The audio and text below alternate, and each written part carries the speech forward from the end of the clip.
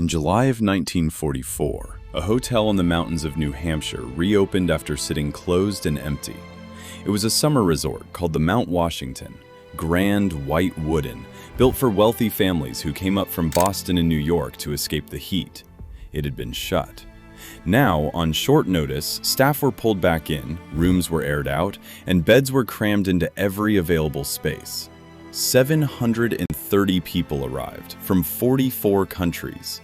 Delegates, economists, finance ministers, translators, secretaries. Some of them slept 2 and 3 to a room. There were not enough bathtubs. The building was full of insects. The bar ran out of things. And while they were there, the Second World War was still being fought. D-Day had happened less than a month earlier. Allied troops were fighting through the hedgerows of Normandy at the exact moment these men sat in a New Hampshire dining room arguing about exchange rates. Nobody in that hotel knew when the war would end, or precisely how. They were not there to plan the war. They were there to plan what came after it. And walking slowly through those corridors, taking the stairs carefully because his heart was failing, was the most famous economist alive. John Maynard Keynes had been the intellectual authority on international finance for a generation. He had predicted in 1919 that the peace terms imposed on Germany would produce catastrophe, and he had been right. He arrived at that hotel with a fully worked out plan for how the world's money should function after the war. He lost. Over 3 weeks in a New Hampshire resort, 44 nations agreed to a system built on the American plan instead. And that decision put the United States dollar at the center of global finance, where it has remained for 80 years. Every price you have ever seen quoted in dollars for something that has nothing to do with America, a barrel of oil in the Persian Gulf, a shipment of copper out of Chile, a debt owed by one African government to another, traces back to 3 weeks in that hotel. This is the story of how it happened, why Britain could not stop it, and what it cost. To understand why they were in that room, you have to understand what they were all terrified of. Every man at that conference had lived through the same 30 years, and those 30 years had been an unrelieved economic catastrophe. Go back to before the First World War. The world ran on the gold standard. Most major currencies were defined as a fixed weight of gold, which meant exchange rates were effectively fixed against each other. A British pound was worth a certain number of dollars, and it stayed that way, year after year, decade after decade. It made trade simple. If you were a merchant shipping goods across an ocean, you knew what you would be paid in your own money when the shipment arrived. You did not have to guess. The war destroyed it. Governments needed to spend far beyond what their gold reserves allowed, so they suspended convertibility and printed. By 1918, the old system was in pieces. Then came the attempt to rebuild it, and this is where the horror starts. Through the 1920s, one country after another tried to return to gold, and to do it at the old pre-war rates. It was a matter of national pride. Britain did it in 1925, putting the pound back at its pre-war value against gold.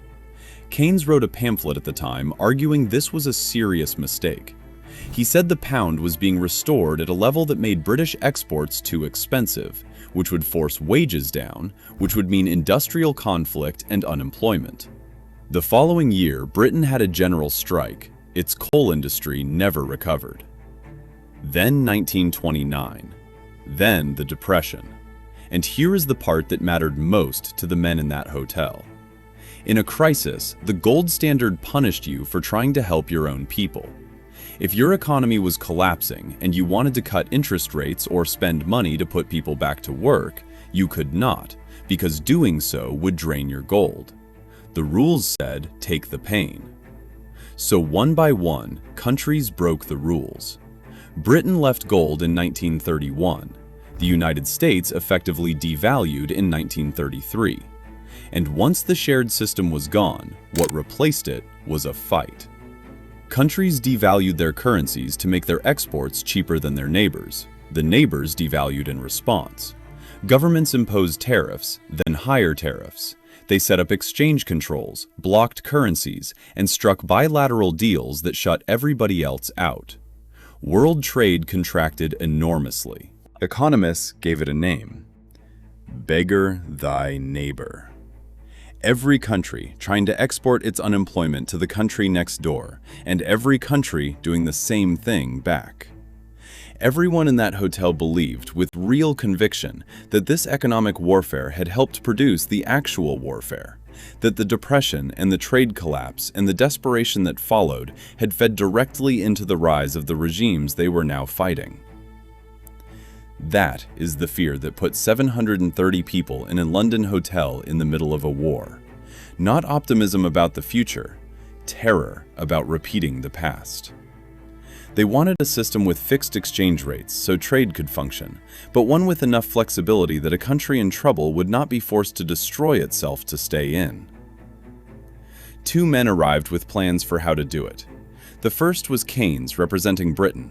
His plan was radical, and 80 years later it still reads as radical. He proposed creating an entirely new international currency, not a national currency, a unit that belonged to no country, used only between central banks for settling international accounts. He called it the bancor.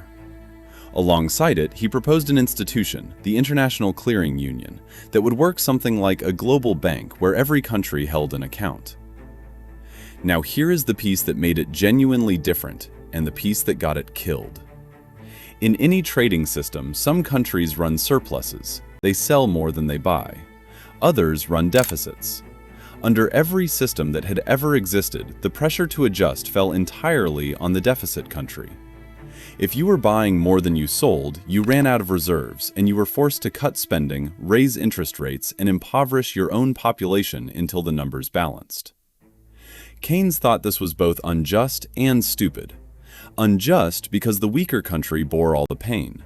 Stupid because a deficit country cutting its spending also cuts its purchases from everyone else, which drags the whole world down together. That, he argued, is precisely what had turned a downturn into the Depression. So his plan penalized surpluses as well. A country that accumulated too large a credit balance would face charges on it, pressure to spend it, to lend it, to revalue its currency upward. The obligation to fix an imbalance would fall on both sides. It was an elegant idea. It was also, from the American point of view, completely unacceptable. Because in 1944, there was exactly one enormous surplus country in the world, and it was the United States. America was the workshop of the war.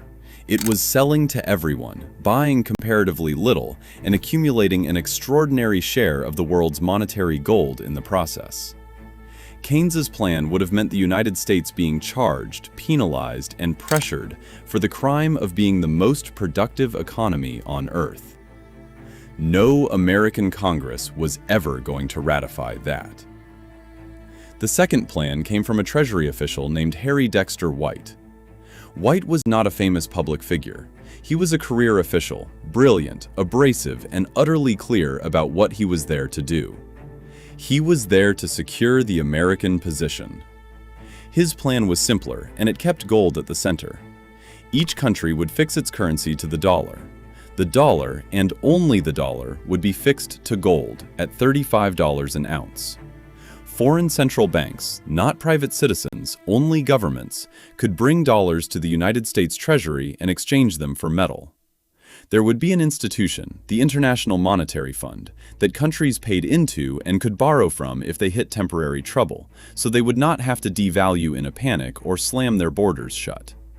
And a second institution, which became the World Bank, to lend for reconstruction and development. Adjustment pressure under White's plan fell where it had always fallen, on the deficit country. Two plans. 3 weeks of committee rooms and late nights in a hotel with not enough bathtubs. And there was never any real doubt about which one would win. Because a negotiation is not decided by whose argument is better. It is decided by who can walk away. Britain in 1944 could not walk away from anything. Consider the position it was in.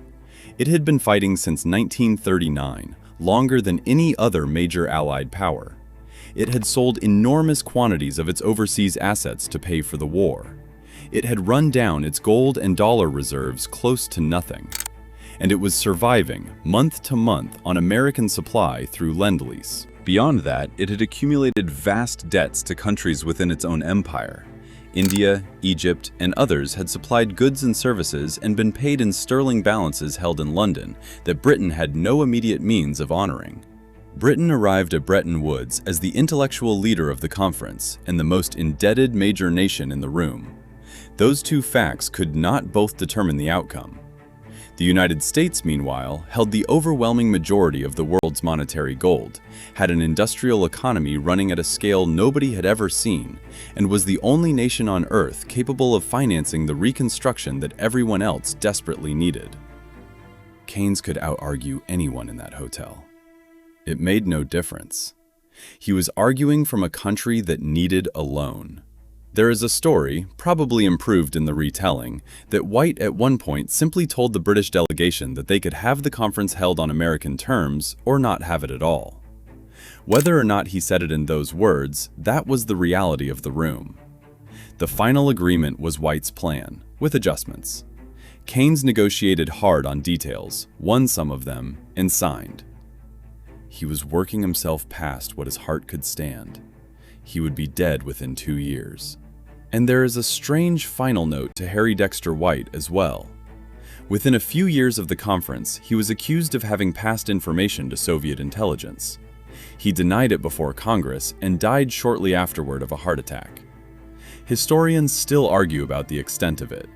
The man who wrote the rules of the post-war dollar system remains one of the more contested figures in American public life.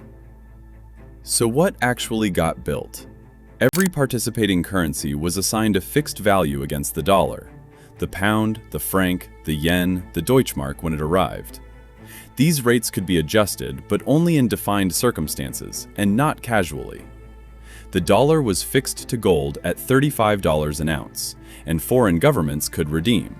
The International Monetary Fund existed to lend to countries in temporary difficulty, so a bad year would not force a devaluation spiral or a slammed border. And the effect of all this was that the dollar quietly became something no national currency had ever been. If you are a Brazilian exporter and a Japanese importer, and neither of you wants the other's currency, what do you settle in? Hollow. If you are a central bank holding reserves, what do you hold? Not gold, which earns nothing and costs money to store, dollars, which are as good as gold by treaty and pay interest.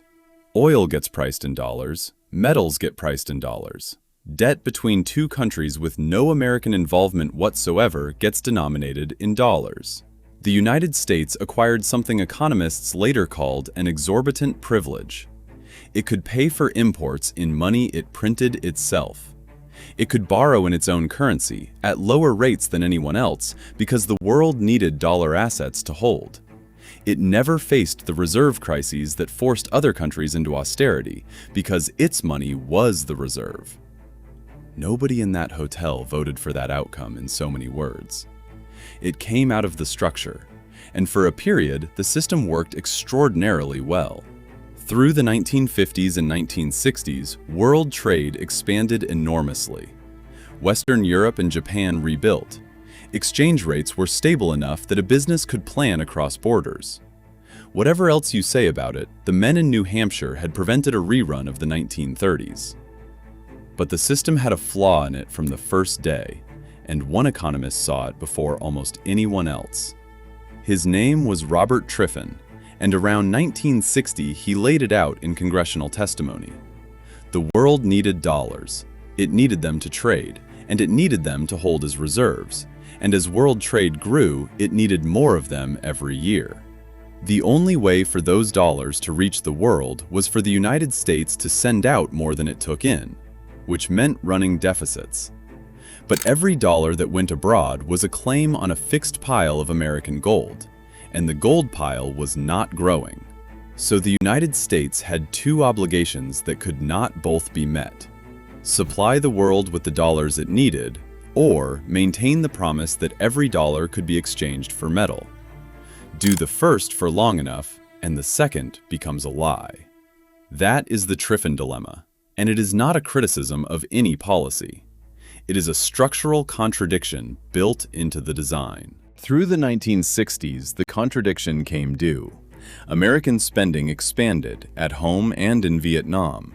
Dollars flowed abroad in increasing quantity. Foreign governments began to notice that the claims outstanding were growing, while the metal behind them was not. France, under de Gaulle and advised by the economist Jacques Rueff, began systematically converting its dollar balances into gold and shipping it home. It was an entirely legal thing to do. It was exactly what the treaty said they could do. It just could not survive everyone doing it at once. By August of 1971, with the run becoming general rather than French, President Nixon went on television on a Sunday evening and announced a temporary suspension of the dollar's convertibility into gold. It was never reversed. The system agreed at Bretton Woods effectively ended that night, 27 years after it was signed. But here is the part that surprises people. The dollar's position did not end with it. You would expect that when the dollar stopped being redeemable for gold, the world would go looking for something else. It did not. By 1971, the dollar was too deeply embedded to remove. Oil was priced in it, debt was denominated in it, central banks held it. Trade between countries with no American involvement ran through it. The gold anchor was gone. The architecture built around it stayed. So the dollar's global role today does not rest on metal and has not for more than 50 years. It rests on the depth of American financial markets, on the size of the American economy, and on the accumulated habit of a world that started settling its accounts in dollars in the 1940s and never found a sufficient reason to stop. That is the strange legacy of that hotel. The specific system those men built lasted a generation and then broke. The position it created for the dollar has now outlived it by twice as long. Think about what actually happened in New Hampshire in July 1944. 730 people in a hastily reopened summer resort, sleeping 3 to a room, with the war still being fought and nobody certain how it would end. They were not trying to make the dollar the world's currency. They were trying to prevent the 1930s from happening again. On that, by any fair measure, they succeeded. But the dollar's position came out of that room as a byproduct, and it turned out to be the most durable thing anyone decided there. Keynes was the greatest economist of his age. He had the better analysis of what the world needed, and a strong case can be made that his plan would have produced a fairer system. It did not matter. He was representing a country that had spent everything it had, and you cannot win a negotiation about money when you are the one who needs to borrow it. That is the lesson of Bretton Woods, and it is not really an economic one. The rules of any system get written by whoever is holding the surplus when the meeting is called. If you found this worth your time, subscribing helps more than you would think. This channel takes the events you already know and follows the money underneath them, and there is a new one every week. Leave a comment and tell me which one you want next. There is a list, and it is long. Thank you for watching.